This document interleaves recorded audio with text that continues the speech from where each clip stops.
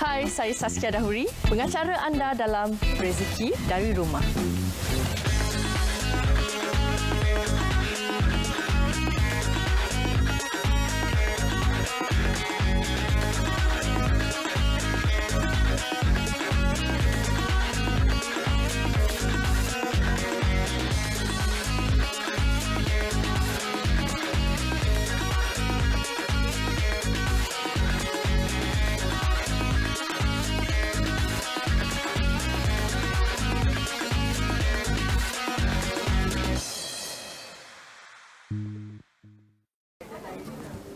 Pakaian adalah salah satu keperluan asas dalam kehidupan manusia.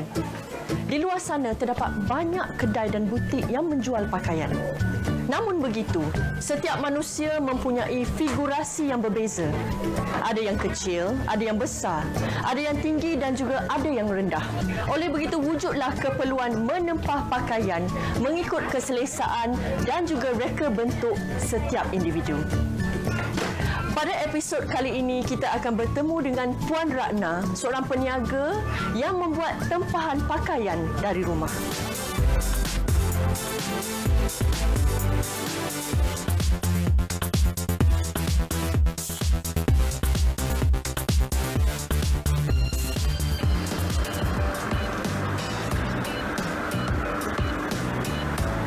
Sekarang ni, Saskia nak pergi jumpa dengan Puan Ratna. Jom, ikut Saskia.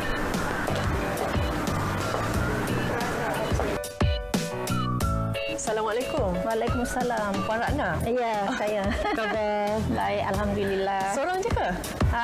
Dua orang dengan Amy anak menantu. Oh, menantu. Puan berniaga dari rumah kan? Oh iya. Rumah Puan dekat mana? Rumah Kak Seti Alam. Oh, dekat lah kan? Dekat je. Boleh kita pergi sekarang? Boleh.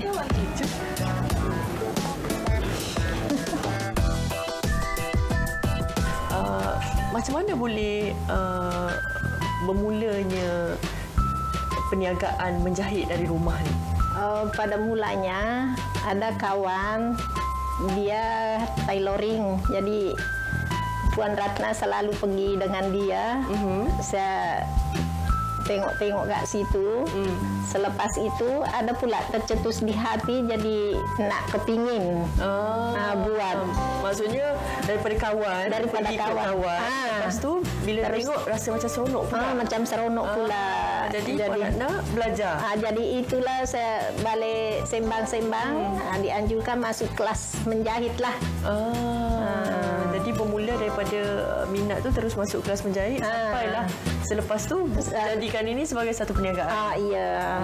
Mak saya ni dia sebenarnya dia seorang yang tegas. Dalam yang tegas tu dia seorang yang macam kalau bab-bab kemas rumah, jaga rumah semua tu bagi saya dia tak boleh lawan lah. Anak-anak dia tak ada yang boleh ikut dia punya cara tu. Sebab saya rasa dia seorang yang perfect. Dia punya bisnes dah lama sebenarnya, walaupun dia buat kecil-kecilan, tapi sometimes tu boleh menampung keluarga. So dari situ saya boleh nampak lah dia seorang wanita yang cekal, yang kuat. So apa-apa yang dia buat biasanya menjadilah. Mengikut perubahan zaman sekarang ni, macam mana Puan memasarkan perniagaan Puan sekarang? Alhamdulillah, pasal Puan sendiri pun suka ikut zaman, pesen-pesen. Dari situlah timbulnya mana ada pesen perkembangan keluar. Tengok dari segi majalah kah, tengok majalah, dari TV. Jadi Puan bolehlah cepat-cepat nomor satunya Puan lah yang buat untuk Puan sendiri. Jadi bila nanti buat untuk diri sendiri dulu. Buat untuk diri sendiri. Bila Puan pakai, pelanggan datanglah nak ikut juga, nak buat juga. Jadi contohnya adalah pada diri sendirilah, pembuat diri sendiri. Jadi bila jiran-jiran, kawan-kawan semua tengok macam mana ni fashion terbaru ke? Jadi barulah orang tempah daripada macam tu. Pasal kita ni di rumah saja. Yalah, betul. Jadi diorang datang ke rumah tanya, Puan boleh buatkah macam ni? InsyaAllah boleh. Dia pernah berpesan dengan saya supaya sentiasa belajar. Jangan pernah berputus asa. dan ilmu itu tak pernah habis. Jadi ketika itu masa dia sedang belajar menjahit, dia dah tahu dah menjahit, tapi dia nak pergi juga sebab kita duduk dalam camp masa tu. Perjalanan ke bandar untuk dia belajar lebih kurang 50 minit. Dia terpaksa, sedangkan masa tu transportation untuk keluar ke bandar itu susah. Tapi dia dengan hati yang cekal, dia pergi juga belajar 1 hari dari pagi balik ke petang untuk menuntut ilmu. Dan alhamdulillah, hasil dia sampai sekarang pelanggan-pelanggan berpuas hati dengan apa yang dia buat, dan dia senang untuk mengikuti tren-tren semasa. Apakah cabaran-cabaran yang Puan Ratna hadapi selama berniaga ni? Cabarannya apabila sesuatu ada macam fashion yang terbaru, yang terkini, yang kita belum pernah buat, kita begitulah mencari, disitulah saya rasa disitulah cabarannya. Maknanya pelanggan nak buat tempahan fashion yang terbaru tu, tapi Puan Ratna masih belum buat dan perlu membuat. Belum pernah membuat. Itulah bagi saya cabaran dia lah. Tapi biasanya selepas mencuba tak ada masalah lah kan? Selepas mencuba insya-Allah. Begitulah cerita Puan Ratna dan perniagaannya. Sekarang ni kita nak bertemu dengan ikon kita pada minggu.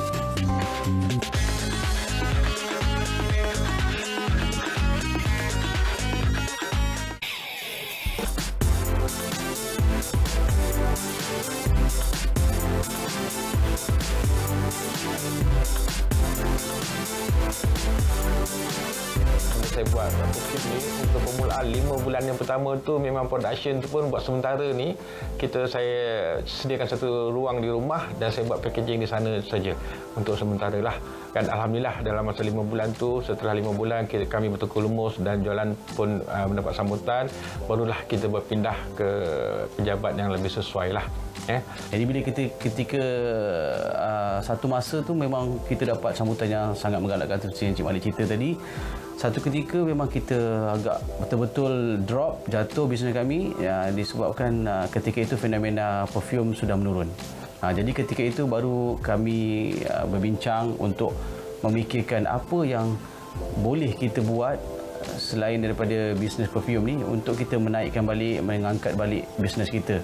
Jadi kita buat perbincangan dan kita berbincang dan kita pun berjalan sambil-sambil kita bisnes ni, kita cari pengalaman juga di luar. Kita join expo, kita join apa yang expo-expo yang dianjurkan oleh pihak kerajaan sendiri kan, Halal Fest dan sebagainya.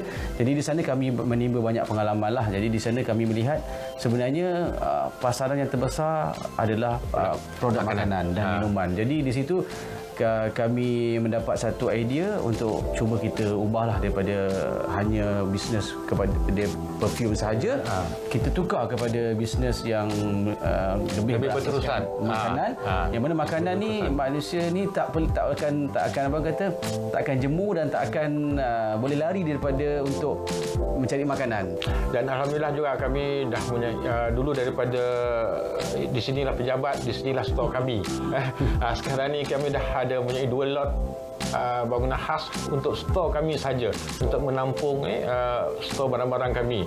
Dan kami juga mempunyai distribution yang ke seluruh negara lah.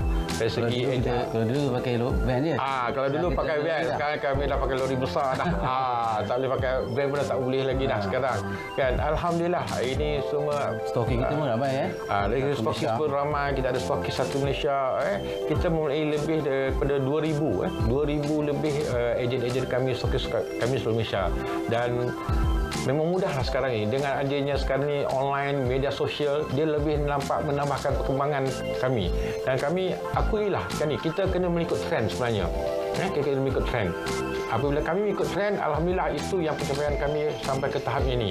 Trend yang kami ikut sekarang ni ialah sekarang ni banyak orang buat online. Jadi kita pun buat bisnes melalui online, komunikasi melalui online, media sosial, dan ia banyak membantu kami dan untuk meningkatkan perniagaan ini.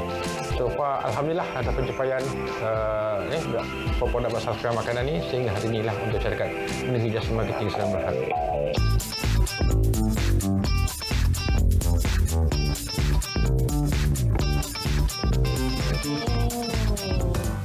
Jadi inilah tempat Puan Ratna buat kerja Ya. Macam ni Puan Ratna. Kalaulah saya nak tempah baju lah kan. Apa Ya. proses pertama ni? Proses pertama kita kena tahu pesen apa yang kita nak. Okey, contohnya lah saya nak tempah baju kemeja. Nah, boleh, okey. Sekarang kita ambil pita ukur lah. Nak ukur Oh, badan. kita ukur dulu. Ya. Puan Ratna ni. So, saya nak buat baju kemeja lah. Bahu dia boleh. Terus kita ambil tangan. Saya nak panjang sikit macam ni lah, lebih kurang. Ya, okey. Kita nak ambil long sleeve dia. Apa panggil ni? Upah ini RM25 saja. Tak, apa panggil yang ni? Long sleeve. Long sleeve. Oh, okey, long sleeve. Oh, saya tak tahu sangat, baru belajar ni. Ini kita ambil bulatan dada dia, badan kita lah kan. Terus kita ambil Pinggang. kita punya pinggang. Sudah pinggang, kita nak ambil Panjang ni. bagi turun 7, kita ambil punggung kita. Pasal punggung kita ada lebar sedikit kan daripada dada. Sudah kita ambil panjang baju. Lebih kurang. Ya, nak sudah panjang kita ambil leher dia pula. Oh, leher untuk collar lah. Untuk collar. Nanti ada kang besar sangat leher dia ke atau tak boleh masuk ke. Kita akan ukur. Oh, sini ada lagi. Yalah, kadang-kadang ketat sangat Ya, kan? ketatlah, besarlah. Itu Oh, inilah sahajalah. proses. Oh, selesai dah. Proses baju ukur kemeja. buat baju kemeja. Okey. Okey. Puan Ratna, sekarang ni kita dah ukur dah. Ya. Sekarang ni proses nak buat apa pula ni? Kita ni nak proses nak menggunting kain lah. Oh, jadi mengikut Mengikut ukuran yang tadi. Jadi macam mana tu? Boleh tak? Puan Ratna ajar saya sikit-sikit. Boleh. Ni tadi ukuran bahu. 17 bagi 2 ini ada matematik sikit. Oh. Jadi matematik. 17 bagi 2 jadi 8,5 kan. Kita ambil lah dari sini kena bengkok macam ni pasal badan kita dari sini bengkok turun. Ikut kita punya bahu jatuh lah. Ya, jadi kita ambil 8,5. Kita tanda lah macam ni. Oh, macam tu. Ya. Jadi kita nak kena tahulah kan bahagian mana yang bengkok dan garis mana yang nak pakai. Lepas tu kena ada Jadi ini matematik juga ni. ya, jadi kita nak buat lagi Sebelah. lubang leher. Lubang leher tadi Ya. yang kita ukur yang tak akhir sekali tu. Kalau lubang leher dia khas bagi kita yang dewasa. Kita ambil sini dari badan misalnya ke sini, kita ambil 3 inci. Maknanya ini memang ukuran biasa lah. Ukuran biasa. Jadi kita nak bagi turun lagi dari leher ke bawah ni ke depan, kita ambil 4 inci. Oh, jadi leher ke bahagian depan. Bahagian depan 4 inci. 4 inci. Oh, susah juga ni, Puan. Oh, ya itulah kalau dia pun tak tahu dia pun tak satu tajam ni. sikit ini matematik ni. Lalu kita melukislah untuk membulatkan ini dasar leher. Memang kena betul-betul teliti buat ni. Ya. Kan nanti tak jadi baju saya buat. Ya, macam tu lah nak kan. Dia betul. Jadi lepas dah lukis tu, kita akan potong lah. Kita akan potong lah. Puan, tadi sebenarnya saya ingat saya nak potong. Tapi bila dah tengok garis mana semua, takutlah rosak kain. Saya rasa baik Puan tolong ajar saya tunjukkan dulu Kalau macam mana cara tu, potong. tengok ya. Saya potong macam ni je. Kasih dia lebih-lebih ni. Sikit.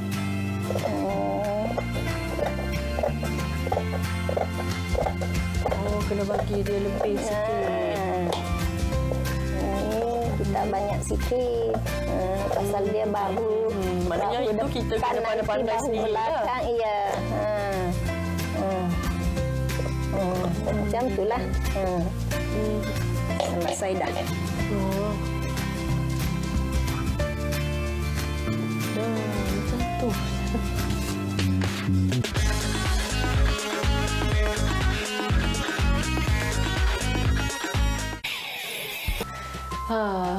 Inilah dia sebahagian daripada potongan untuk buat baju kemeja saya tadi mengikut ukuran saya. Punyalah susah ni puan. Saya rasa saya memang tak pandai lah. Tadi saya tengok puan ukur, lepas tu potong dia kena ada potong kena kasih lebih sikit. Macam mana nak tahu tu, nak kira lagi lah apa. Tak boleh, patutlah orang yang nak belajar menjahit ni makan masa sampai bertahun-tahun pun ada. Ya. Macam ni lah puan. Ada tak upah lain, upah jahitan lain yang boleh saya belajar? Yang senang-senang sikit lah puan. Yang ini saya tak boleh lah. Saya betul-betul tak pandai. Kalau nak, adalah berupa dari jahit tangan, tulang belut. Jahit leher baju, jahit tangan. Jahit tangan, tulang belut nama dia? Tulang belut, ya. Lagi senang daripada buat ni lah. Yalah, lagi senang. Kalau macam tu, saya minta puan ajar saya yang tu lah puan. Ya, saya ambil ini dululah.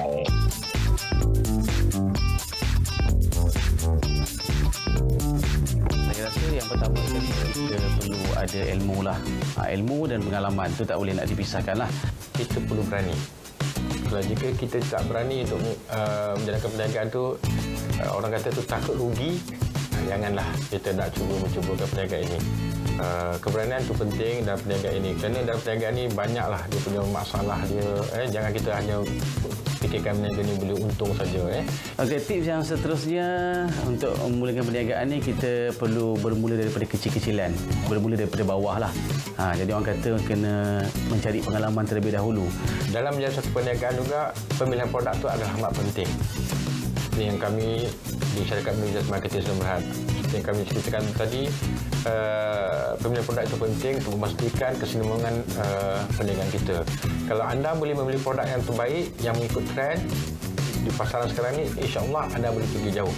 Jadi sekarang ni kita nak buat jahitan tulang belut, betul? Ya, tulang belut. Ada juga orang maknanya baju yang dah siap, dia hantar semata-mata nak suruh jahit tulang belut ni. Ya, okey. Pasal kerana baju bila di tulang belut, orang yang tak pakai hijab, tudung, dia kita nampak elegan sikit. Dengan baju nampak cantik lah sikit, nampak kemas. Nampak kemas dengan baju Melayu, laki-laki yang tak berkola, dengan ujung lengan baju. Jadi sekarang ni saya nak belajar macam mana nak buat jahitan tulang belut. Boleh puan nak tunjukkan? Boleh. Saya cubalah, saya pun tak tahulah pada ke tidak. Ya. Kita tengoklah ya. Pertama kita cucuk macam ni. Kita cucuk, tarik habis ni benang. Ada penghalang dia kan. Ya. Baru kita cucuk lagi sekali di tempat yang sama. Baru kita ambil ini benang. Kita pusingkan ke jari kita ni macam ni. Kita masuk ke dalam. Kita buat sampai 8 kali. 1. Kena cuba susah juga ni. Kena teliti betul-betul. Biasalah. 3. 8 kali? Ya. Sampai 8 kali? Ya. 4.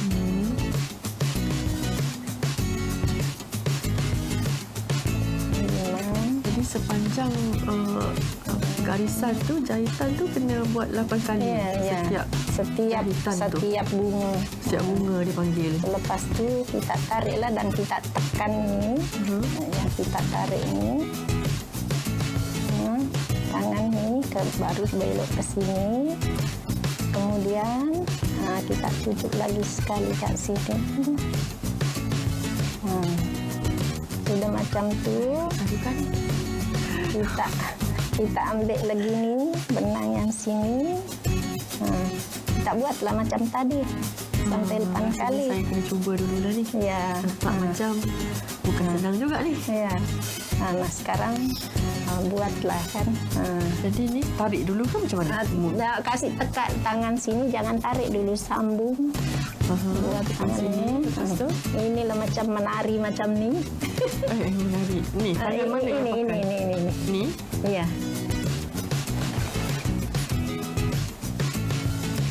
Lepas ni. Kita angkat. Macam ni. Baru cucuk macam ni. Tarik. Jangan tarik benang. Oh, jangan tarik macam tu. Alamak, saya memang tak pandai lah. Susahlah Puan Ratna. Saya sebenarnya sangat-sangat kagum dan sangat hormat pada orang yang boleh menjahit. Jahitan ni bukan bidang saya. Bukan senang, perlu kena orang cakap, kena teliti, kena fokus nak duduk buat jahitan ni satu-satu. Saya memang tak boleh, Puan Ratna, minta maaf, tapi saya berterima kasih sangat-sangat sebab Puan Ratna sanggup meluangkan masa nak mengajar saya ni. Sama-sama. Satu lagi saya nak tanya, selain daripada jahit baju, ambil tempahan jahit tulang belur, apa lagi yang Puan Ratna buat untuk kita upah? Buat upah untuk pasang manik, untuk pasang labuci. Oh, manik dengan labuci. Dengan kita boleh mengambil tempahan buat lansir. Itulah lansir banyak lagi lah lain-lainnya yang berkenaan dengan jahit menjahit. Okey, kalau macam tu saya rasa saya minta diri dululah. Terima kasih banyak-banyak sebab sudi luangkan masa hari ini. Walaupun saya dah cuba sedaya upaya, tapi saya tak dapat nak jahit tulang belut tu tadi. Tapi terima kasih sebab Puan sanggup luangkan masa untuk saya hari ini. Saya doakan semoga semua harapan Puan tercapai, insya-Allah. Amin. Terima kasih banyak. Jadi saya minta diri dululah. Ya, terima kasih banyak.